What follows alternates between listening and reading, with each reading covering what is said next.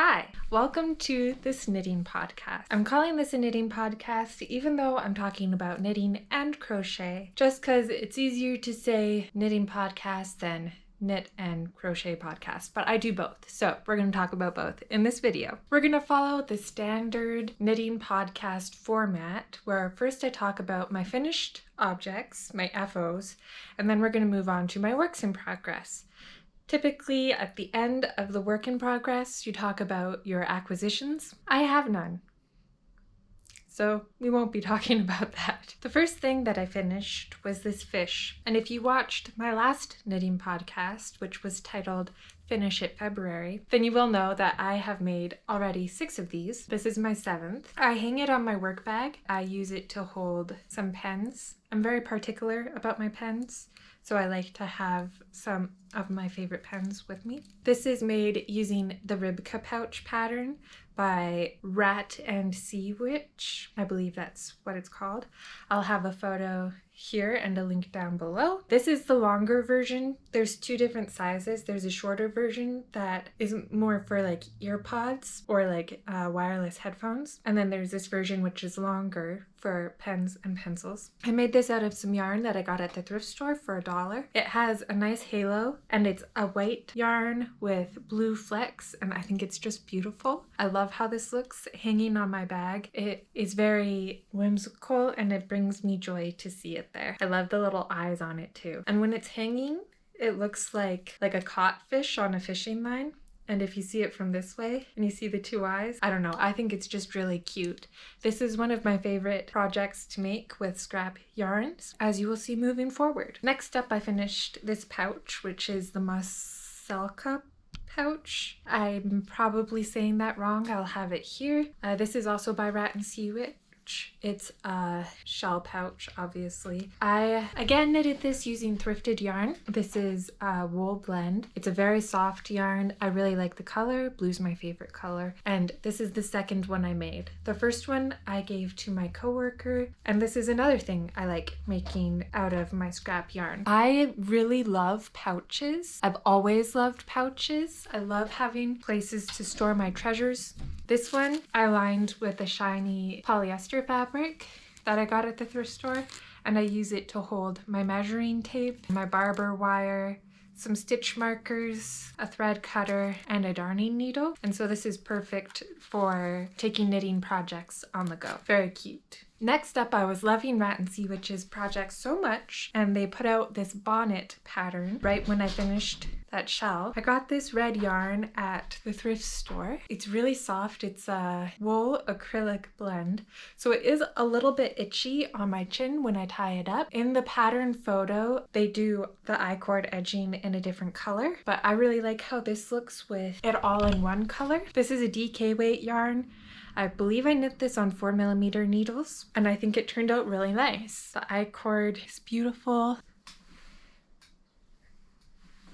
I like this. I made it just at the end of winter, so I haven't really worn it. I think I've only worn it out once, but it is very warm. The balaclava that I was wearing was a little too loose around my head, so the wind would blow in between my face and the balaclava and make my ears cold. But this is snug against my ears, so it's nice and warm. I think that bonnets are so cute. I love wearing them.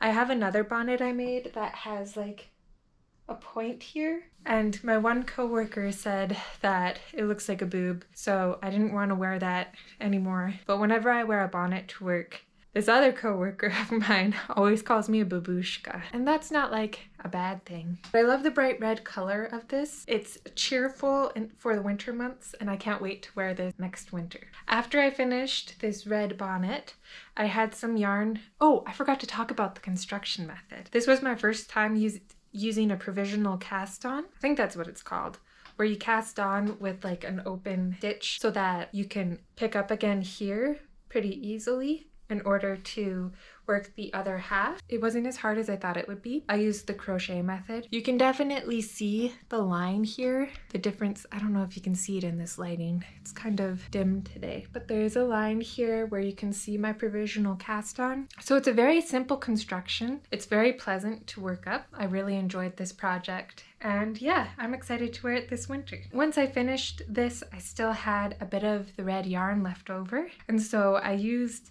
those scraps of red to make another fish that I gave to my brother for his birthday. I don't have it with me. I don't think I even have a photo. Picture this in the shorter version in this bright red. This is almost like a fluorescence red. Next up, I finally jumped on the Musselburgh train. The Musselburgh is a hat that is very popular in the knitting community. It's popular because it's a swatchless hat. You start working with I think it's called the pinhole cast on, and then once you've worked a few rounds of increases, you measure your gauge and then you follow the instructions for how many increases you're meant to do and how long you're supposed to work it for. This is, as I said, a DK weight. It's the same yarn that I used for the bonnet. My gauge, this was the second time I worked on this hat, and my gauge was looser than the pattern wanted it to be. It didn't go as big because I was at the higher end of the pattern.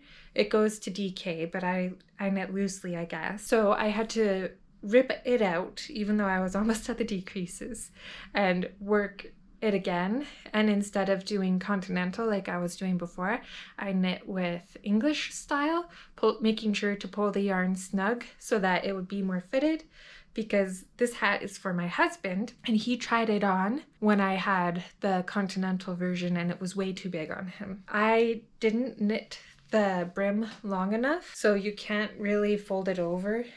Like if you fold it over, then it's not covering your ears anymore, which is the whole point of wearing a hat in Alberta. So it's more of just like a skull cap. And again, I made it right after winter, so he hasn't really had a chance to wear it yet.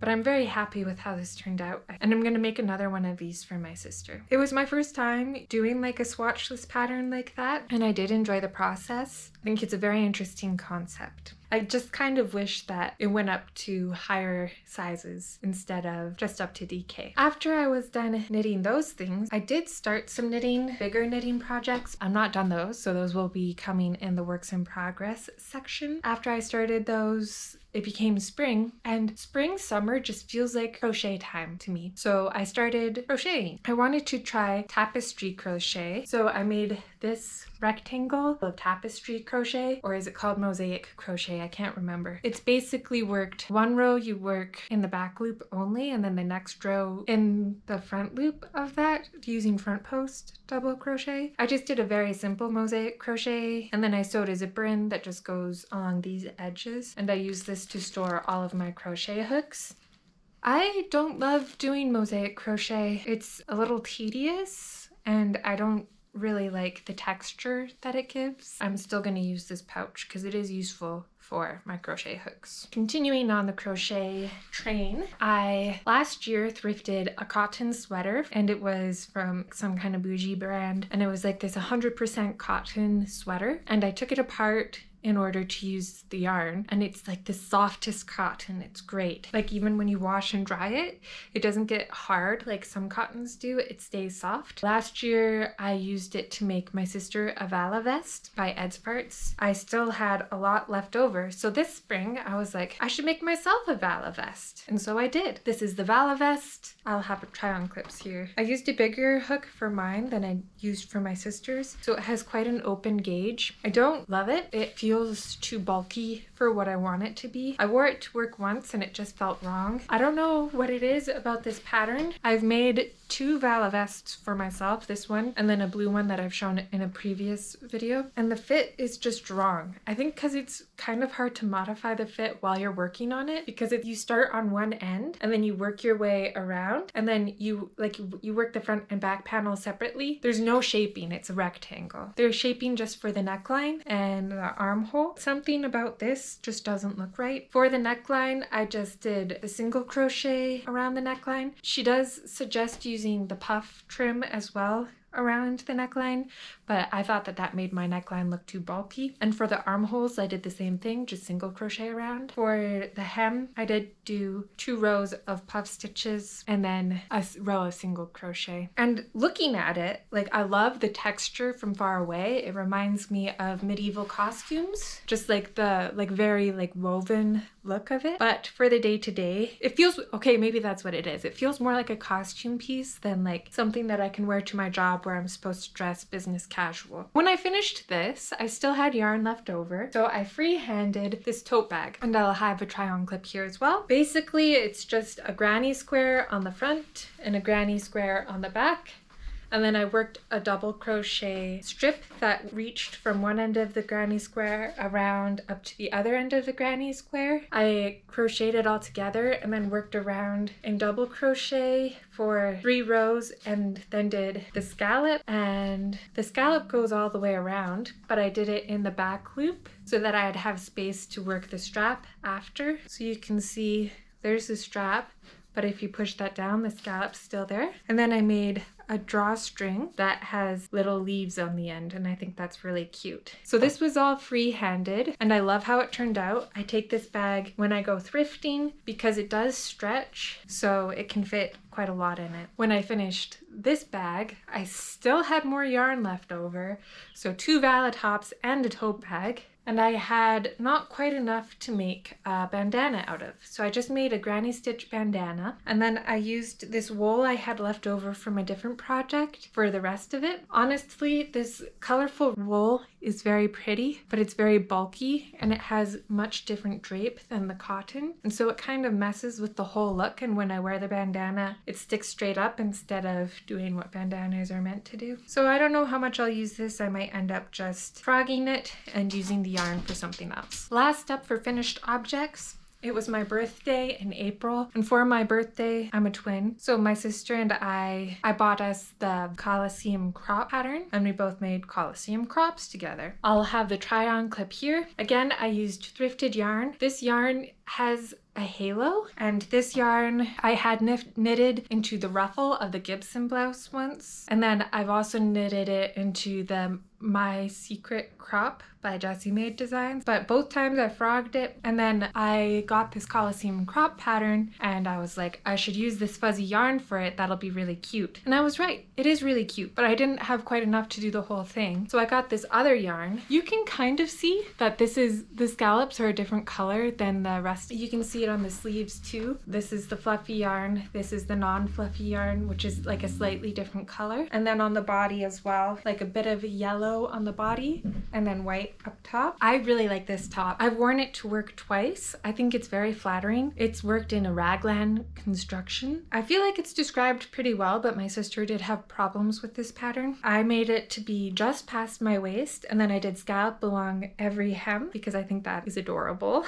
This has a really nice drape. This yarn that I used at the bottom is heavier, so when I move, it pulls the lighter weight fluffy yarn. It moves very flatteringly around my body instead of just being stiff like the Vala vest. For having so many holes in it, because this yarn is fluffy, I actually am too warm in it sometimes, which is kind of surprising. I haven't worn it in winter yet, but when I wore it to work this past week, I was hot. I find my decreases are pretty visible. You can see there's like a line here, and I don't like how that looks. But because it's under the arm, nobody notices that except for me. That's it for finished objects, so now we'll move into works in progress. We'll start with the knitting projects that I started. My longest term whip right now is the Darjeeling blouse by, they have such an interesting name too, but I can't remember who it's by. I made this out of some cotton yarn, and I really like how the lace looks. There's lace with picot edge. I think it's really pretty. However,